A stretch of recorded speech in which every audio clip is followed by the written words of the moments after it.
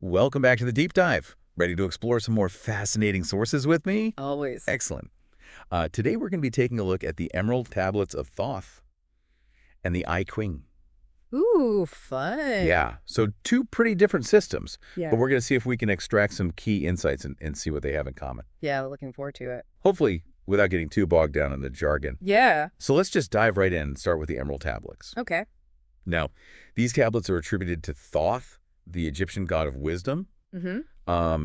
and they're said to contain all sorts of secrets of the universe. Right. And they talk about this hidden realm called Amenti, Yes. which is located deep beneath the Earth's crust. That's right. And that's where Thoth supposedly learned from these 7 mysterious lords. Okay, Seven Lords. 7 lords, yeah. What kind of knowledge did they impart? Like, what are we talking about here? Well, there's a lot of symbolism and allegory in the tablets, Okay. but one of the most interesting revelations is the concept of the flame, the source of all things. And from this flame, order, and life emerge from something called the Word. So is it like a secret society or just like some hidden knowledge, or is it something deeper than that? It's more about understanding the essence of existence, I think. Huh. It delves into the nature of humanity, describes us as having a threefold nature: physical, astral, and mental. Astral. Yeah, that's the intriguing one. Okay, like some other dimension to our being. Yeah, an energetic or spiritual dimension. I mean, it is interesting how these ancient texts often point to things beyond our everyday perception. Yeah, for sure. What about these Lords of Amenti? Like, what were they actually like? Each one is associated with specific powers and aspects of creation. Okay. So, for example, Lord 3 Mhm. is said to hold the key to magic Oh, wow. and governs the halls of the dead. Okay, so like the afterlife. Yeah, it's like a realm between life and death. That's pretty wild. Imagine the kind of wisdom you could learn from a being like that. Yeah, no kidding. What about the other lords? Well, Lord 4 is all about light, liberating souls from darkness. Then there's Lord 5, the master of all magic. And get this, the key to the Word. Oh, hold on. That word again. Yeah, What is it, like a secret password or something? think bigger. Remember, Thoth said the Word is the source of order and life itself. Okay, so like the ultimate creative force. Exactly. So it sounds like these tablets aren't just mystical stories. Yeah. They actually offer a way to understand reality itself. Yeah. But can we, like regular people, access this wisdom too? The tablets suggest humanity's on a journey of evolution, Okay. moving toward unity with light, Hmm. transcending our current limitations. But it takes effort. Seeking wisdom, embracing the flame within, and striving for knowledge. So more like self-discovery and spiritual growth. Precisely. Okay, I'm getting that. Thoth even gives instructions for ascending to the halls of Amenti. Really? Yeah, purifying the mind, visualizing the realm, and pronouncing words of power. Words of power, like actual words. Think of them as tools to attune your consciousness to a higher frequency. That's wild. It is pretty fascinating. I gotta ask, there's this secret of secrets mentioned in the tablets. What's that all about? It's like the ultimate key to unlocking our true potential, Okay. transmuting darkness into light, understanding our threefold nature, and achieving freedom by, like, transcending the limitations of the body. Whoa, that's a lot to process. I know, right? Is there anything else about these tablets we should know before moving on? Just one more thing. Thoth mentions 9 interlocked dimensions 9 dimensions. and 9 cycles of space. Wow, we're gonna need a whole other deep dive just for that. Uh-huh, probably. But for now, let's shift gears to the I Ching, the Book of Change Okay. from ancient China. All about divination and understanding life's rhythms. Okay. And a key concept here is yin and yang. Speaking of aligning with universal forces, that brings us to the I Ching. Yeah, So I've heard of yin and yang, of course, but can you give us a quick refresher? sure. Yin and yang represent the fundamental duality of the universe. Yin is like the feminine, receptive, dark. Okay. While yang's the masculine, active light. But they're not opposites. They're complementary, Yeah. constantly interacting and influencing each other. So not about one being better, but understanding how they work together. Exactly. Okay, got it. But how does that connect to the I Ching being used for divination? The I Ching uses 64 hexagrams, Okay. each made of 6 lines, which can be either broken or solid, representing yin and yang. Okay. And by generating a hexagram, usually with yarrow stalks or coins, Mm-hmm. you can get insights into a situation or a question. Like a mystical puzzle or something. Kind of. But how do you know which hexagram is right and what it means? Each hexagram has a specific meaning. You can find it in the I Ching text. Okay. But the interpretation depends on your question and your intuition, too. So it's not like a set fortune, but more like guidance. Right, like a conversation with the universe, Okay, I like that. tapping into a deeper wisdom. So is the I Ching just about divination then? No, it also gives insights into living a balanced and fulfilling life. Okay. One key concept is the superior man. Superior man. Not about gender. Okay. It's an ideal state of being, living in harmony with the Tao. The Tao. Right, the way of the universe. Okay. Embodying virtues like wisdom, integrity, compassion. So a blueprint for good living. Yeah, you could say that. How do you actually align yourself with the Tao, though? The I Ching talks about Qi, Che. which means the will. Okay. Aligning your will with the will of heaven, recognizing the bigger patterns of change, and acting in accordance with them. Not resisting change, but going with the flow. Exactly. That's a good lesson, especially these days when everything feels so chaotic. Yeah, definitely. You mentioned trigrams earlier. I did. What are those? They're like building blocks of meaning in the I Ching. Okay. There's 8 of them, each representing something fundamental about nature or human experience. Okay, like what? Like heaven representing strength and creativity, earth representing receptivity and nourishment, things like that. Got it. So different energies or archetypes. Yeah, you could say that. How do they connect to the hexagrams? Each hexagram is actually 2 trigrams combined, Oh, I see. creating a complex interplay of energies and meanings. Wow, it's all starting to sound pretty deep. It is. Okay, so we have these 2 systems. Yes. The Emerald Tablets and the I Ching, both pointing to something bigger than ourselves, Yeah. but from completely different cultures and time periods. It is fascinating, right? Yeah. Like they're both getting at some universal truths about the universe and our place in it. Yeah, and that brings us to the big question. Mm-hmm. What can these systems actually teach us? And are they saying the same things, but just in different ways? Those are great questions. We'll have to explore those in part 2. Yeah. Stay tuned. See you then. It really is amazing how both these systems acknowledge that everything's connected. Right. So let's journey back to the beginning of time. Remember, he saw that flame as the source of everything, with Well- order and life coming from the word. Yeah. And that really echoes the idea of the Tao in the I Ching, that underlying principle that governs the whole universe and the natural flow of change. So they're both pointing to like a source, a primal energy that kicks everything off. Yeah. Thoth calls it the flame, and the I Ching talks about the Pao. Mm-hmm. Is it possible they're talking about the same thing just with different names? That's a great question. They do use different language, Right. shaped by their different cultures, of course. Right. But the core idea seems to be the same, a unifying force behind everything.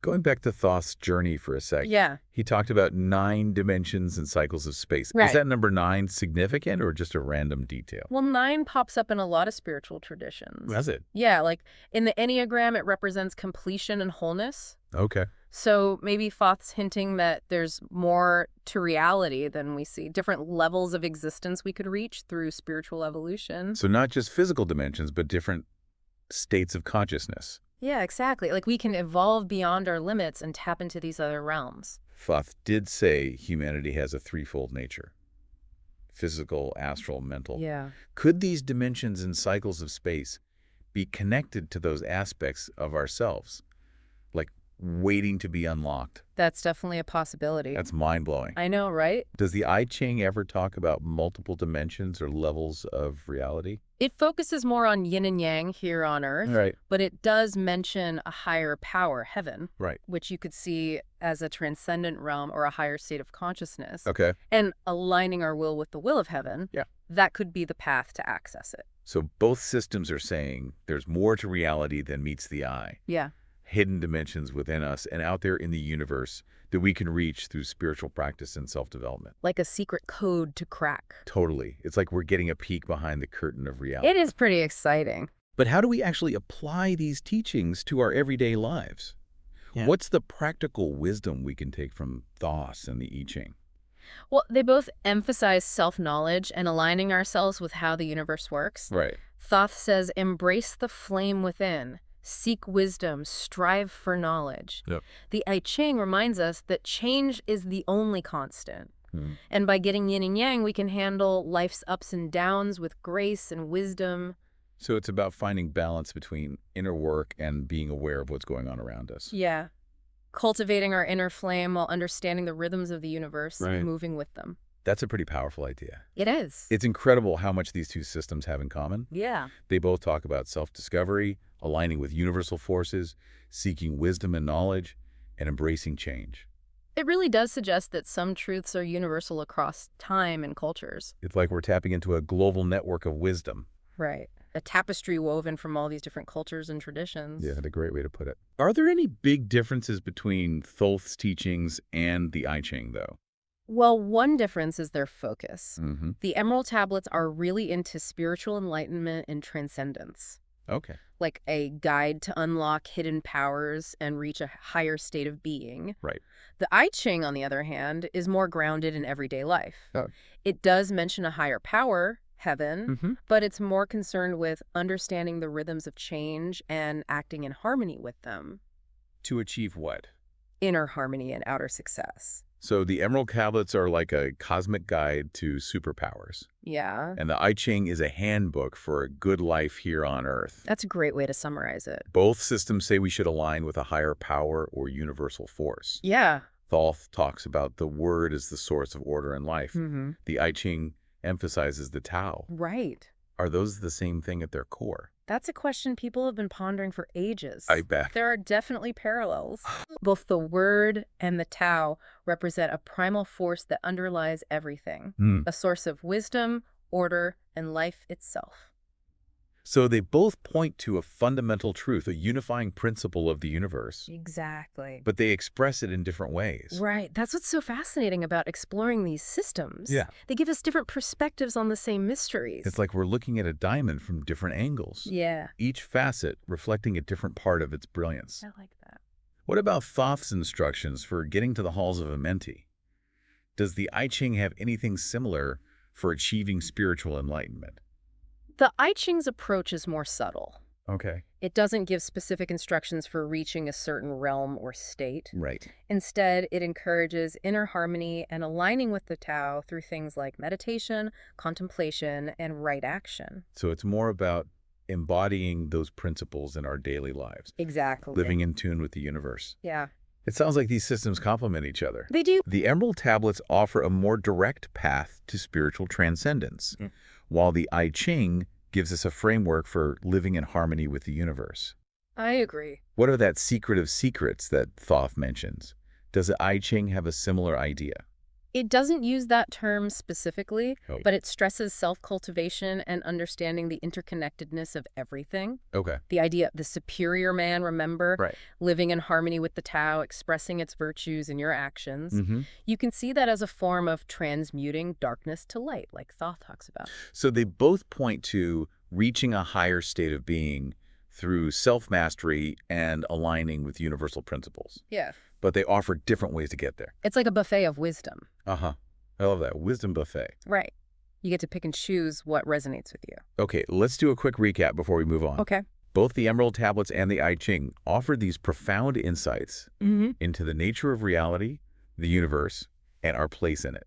They both talk about self-discovery, aligning with universal forces, and navigating constant change. Right. And even though they're from totally different cultures and use different language, they seem to agree on some fundamental truths about existence and spiritual growth. And that's what makes exploring these ancient systems so rewarding. Yeah. It expands our perspective, challenges our assumptions, and connects us to this amazing lineage of wisdom. It's like tapping into a global network of wisdom. Exactly. I'm feeling pretty inspired. That's great. I have one last question before we move on. Okay. Thoth talks about other beings as great as us existing in separate spaces, but still woven into the fabric of reality. Right. Does the I Ching ever mention other realms or beings? The I Ching mainly focuses on the earth and yin and yang, Okay. but it does hint at spirits and unseen forces that can affect us, Okay. like in hexagram forming. Okay. It's specifically about needing guidance from a wise teacher or mentor, Mm-hmm. which suggests unseen forces can help us on our path. So even though the I Ching doesn't talk about other dimensions or beings in the same way that Thoth does, it does acknowledge these unseen forces and the value of seeking guidance from those who are wiser than us. Yeah, exactly. It's fascinating how they both acknowledge these forces beyond what we normally perceive. Yeah, And they both seem to offer ways to tap into them, too. Exactly. The Emerald Tablets, remember, they give those specific instructions for ascending to the halls of Amenti. Right, that realm of knowledge and power hidden underground. Right. And while the I Ching doesn't give us a map to another dimension, it does emphasize cultivating virtue and aligning with the Tao. Right, the way of the universe. Yeah, and it sees that as a path to spiritual growth. So different methods, but both agree there's more to reality than what we see and touch. Exactly. And by connecting with those unseen forces, we can unlock more wisdom and potential. But what is Amenti, really? Is it a physical place or more of a state of mind? Well, the Emerald Tablets describe it as a physical place. Right, under the Earth's surface where the seven lords hang out. Right, where Soth learned all his wisdom. But couldn't it also be like a symbol for a higher state of consciousness? Yeah, totally. A realm of pure energy and spiritual light. So like a spiritual dimension we can access through inner work, kind of like the idea of heaven in the I Ching. Exactly. Remember all those instructions from Thoth? Purity of mind, visualizing Amenti, pronouncing words of power. Right. Those could be techniques to raise our vibration and reach that higher realm of consciousness. Okay, so it's not about literally digging a hole to find Amenti, Right? but do the inner work to shift our awareness and tap into that spiritual dimension. Precisely. What about those seven lords, though? Are they like cosmic teachers or something? They're described as masters of wisdom, Okay. beings who've gone beyond normal human limitations and reached a higher level of consciousness. So they've evolved. Yeah. And each lord is connected to specific powers and parts of creation, Okay. offering guidance and knowledge to those seeking enlightenment. Like spiritual mentors guiding us on our journey. Do we know anything about what they do individually? Did Thoth give any details? Oh, yeah, he did. Okay. Lord 3, remember. He holds the key to magic and looks after the halls of the dead, that bridge between life and death. Yeah, intense. Lord 4 embodies light and frees souls from darkness. Okay. And Lord 5 is the master of all magic and the key to the word. There's that word again. What is it exactly? Like a magic spell or something deeper? It seems to be the source of order and life itself. Wow. The creative force that brings everything into being. That sounds a lot like the Tao in the I Ching. Yeah, it does. The underlying principle that governs everything and guides the natural flow of change. So both Thoth and the I Ching are pointing to this fundamental power, a source of creation. Yeah. Thoth uses the word. The I Ching calls it the Tao. Different names, same idea. It's a question that's been around for ages. I can imagine. The language and imagery are different. Of course, reflecting their different cultures. But the core idea is the same. A unifying force that sets everything in motion and guides its unfolding. It's incredible how these ancient systems are connected like that. It is. They're pointing to this deeper reality we can access through spiritual practice and self-mastery. Yeah. But how does all this apply to our lives now? How can we use these teachings practically?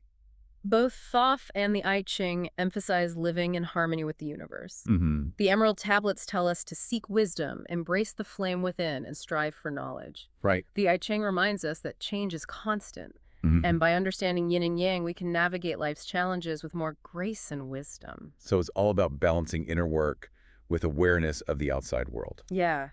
Cultivating our inner flame while understanding the rhythms of the universe and flowing with them. It's about recognizing that we're individuals, but also part of something bigger. Exactly. And by honoring both, we can create a more balanced and fulfilling life. I like that. One last question. If Thoth and the I Ching are pointing to similar truths, why do they use such different language and imagery?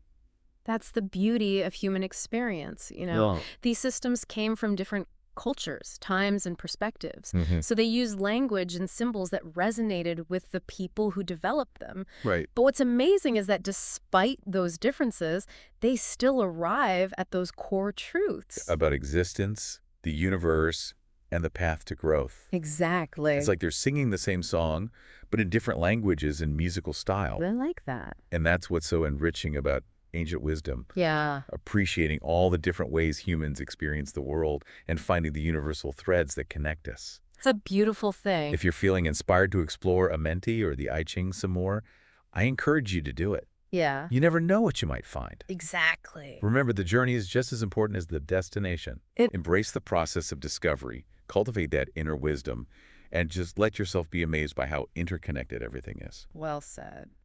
And that wraps up our deep dive into the Emerald Tablets of Thoth and the I Ching. Thanks for joining us. Thanks for having me. Until next time, Keep seeking, keep questioning, and keep diving deep.